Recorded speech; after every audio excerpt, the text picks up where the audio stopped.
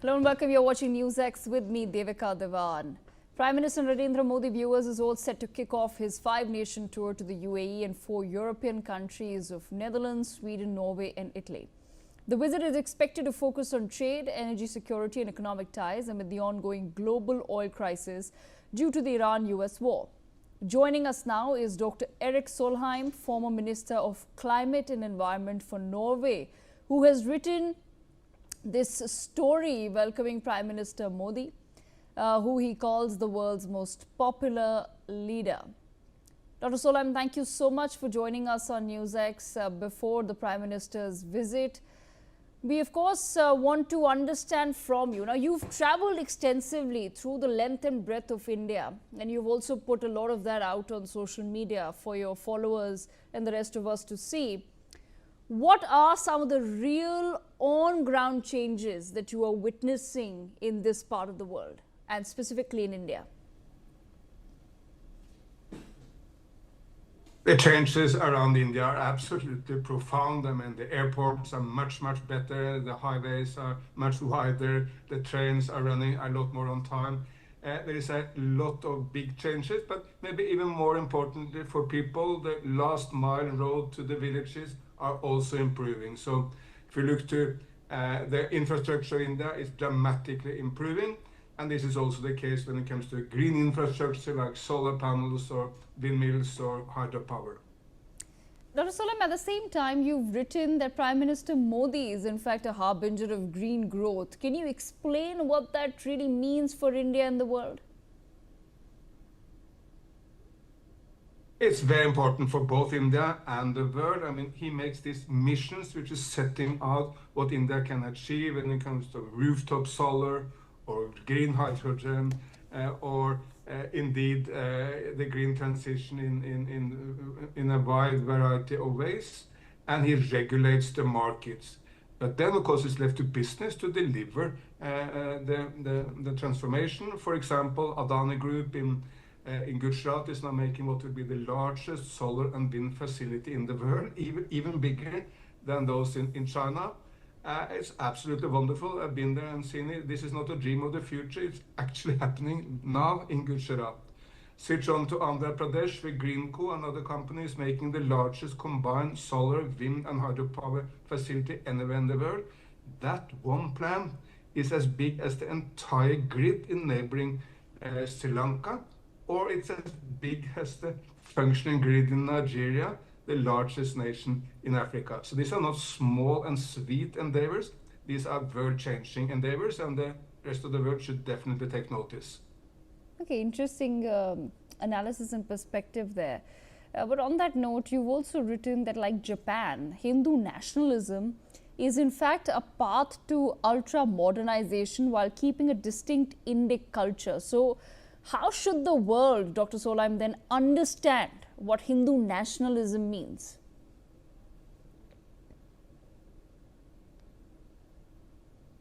Maybe the greatest achievement of all is that he has been able to unite India in a completely unique way. Look, BJP is the first party in Indian history that has got the same amount of votes from high caste, middle caste and scheduled caste. That's a massive achievement, uniting India. Modi and BJP get support from the billionaires of India, but also from the most remote tribes in the outskirts of India. So the richest and the poorest, all caste, as long as they are Hindu, are supporting BJP. No Western parties even close to this. I mean, Western parties, either they will get support from the working class or from the middle class. Some parties get from the rural areas, some from the urban areas. This uniting effect of basically being able to appeal to every Hindu caste on the basis of Hindu nationalism, that's a massive achievement. And Western leaders should take note, because also in the West we need leaders who can unite our nations rather than create polarization.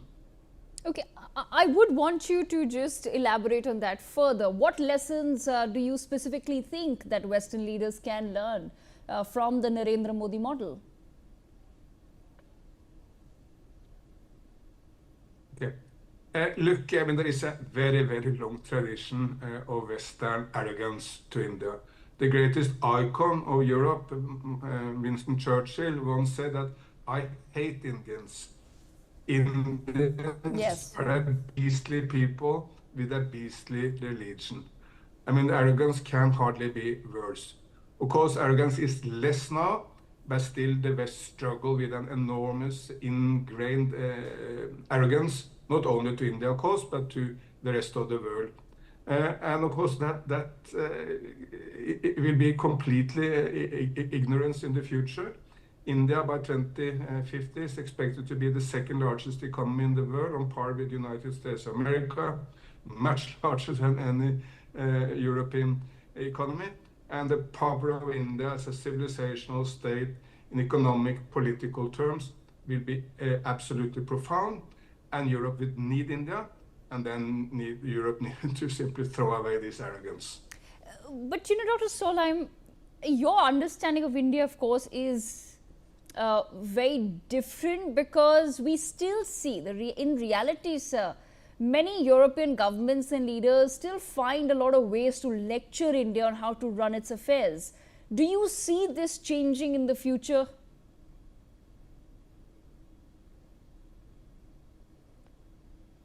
Okay. Look, I mean, there is a very, very long tradition of Western arrogance to India. The greatest icon of Europe, Winston Churchill, once said that I hate Indians. Indians are a beastly people with a beastly religion. I mean, arrogance can hardly be worse. Of course, arrogance is less now, but still the West struggle with an enormous ingrained arrogance, not only to India, of course, but to the rest of the world. And of course, it will be completely ignorance in the future.